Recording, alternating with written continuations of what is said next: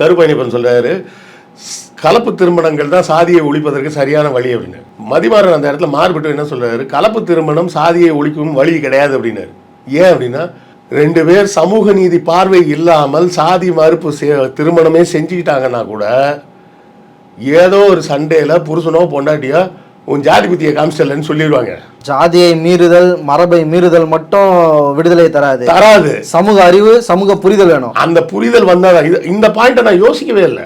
மதிமாறன் ரொம்ப தெளிவா சொல்லியிருந்து, புருஷன் பொண்டாட்டினா சண்டை வரும். சண்டை வந்தா என்ன சொல்லுவாங்க, உங்க குடும்பத்துல எல்லாரும் இப்படிதான் அப்படின்னு மனைவி சொல்லுவாங்க. இல்ல இப்ப கணவர் என்ன சொல்லுவாங்க, உங்க குடும்பத்துல உங்களுக்கு எல்லாருக்கும் இதான் வேலை அப்படிம்பாங்க.